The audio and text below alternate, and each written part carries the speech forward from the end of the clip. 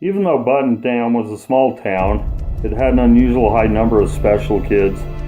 You know, ones guys like Homer Styles, the town barber, and Johnny Bridgewater, the town drunk, used to like to sit in chairs and talk about as they passed by. In my class alone, we had 7 of them. They all loved Tommy, of course, but one of them, Marky Mills, idolized him. He even had a shirt made up special with Tommy's face smack dab in the middle. I loved to razz Tommy about this shirt, and it was easy too because Marky wore it almost every day to school.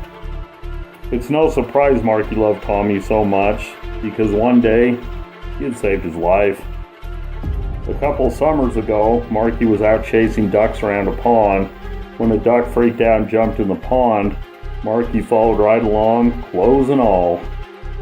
Now seeing how Marky didn't know how to swim, he started to flail and scream.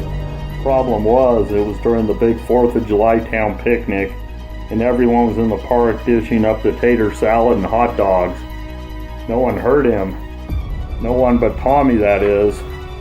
I swear that kid had supersonic hearing and x-ray vision. I told you he was special.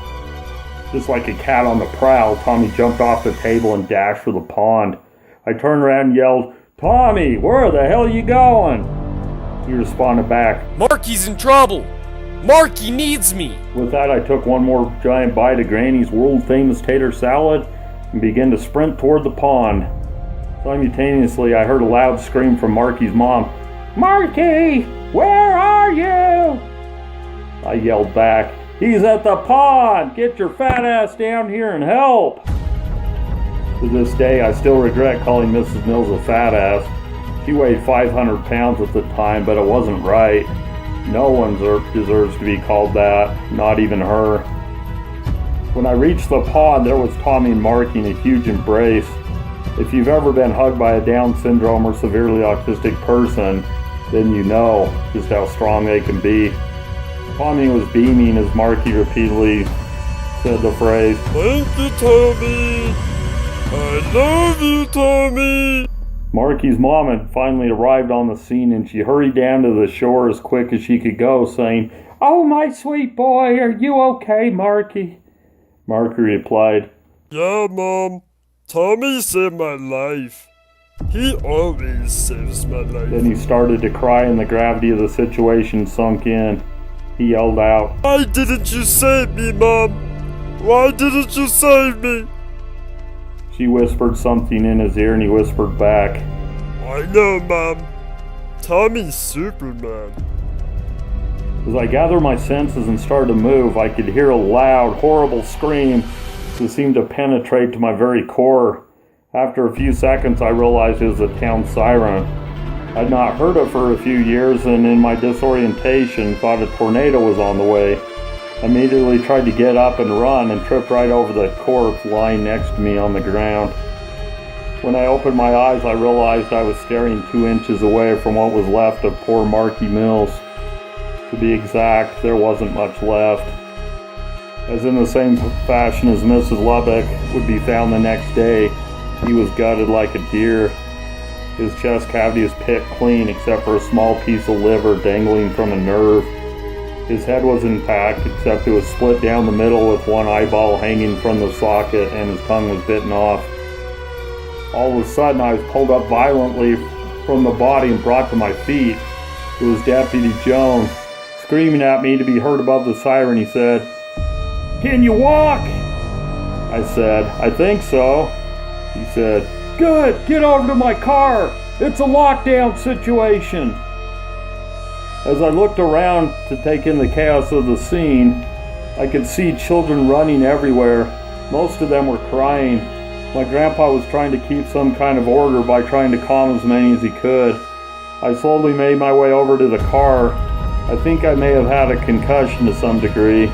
As I reached the car, I flopped into the back seat and slammed the door. I was out. As I came to, I sat up in the seat. I had a horrible headache, but at least I could see straight again. Surveying the scene, I noticed something very strange. It was quiet as can be. No more siren and no more kids. What came next still sent shivers down my spine to this day. I heard a god-awful scream. Only this scream wasn't human. I heard it again. Then a shock.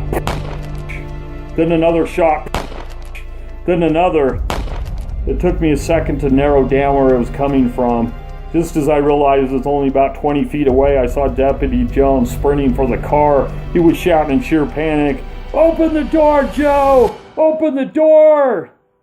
Because I was in the back seat, I was helpless. I could not open the back doors and I could not get through the front because of the safety screen. In all honesty, I don't think I could move at all. I was in shock. Out of the corner of my eye, I saw something dart by. Just as Deputy Jones reached the door handle, he was ejected backwards so far that he hit a tree that was a good 25 feet away. As he laid there, he started to move. I screamed, "Deputy Jones! Deputy Jones!" As he raised his head to look toward the car, I saw the figure reappear next to the tree.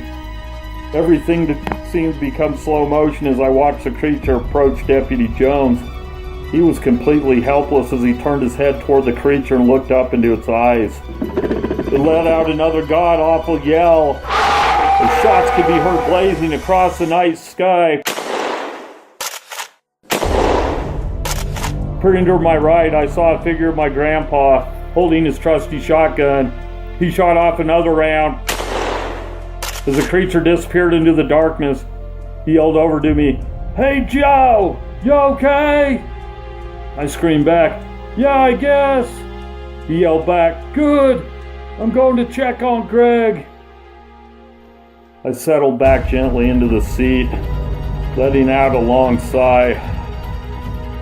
I looked out the front of the car. There, staring directly in the eyes, was a creature. I only had time to roll onto the floor as he leaped and landed on the car. Grandpa ripped off another round, yelling, "Get away from my grandson, you son of a bitch!" The creature let out another god-awful roar, which made the entire car shake, and then jumped off and ran into the darkness. As Grandpa got back into the car, he opened the door. I jumped into his arms and cried again.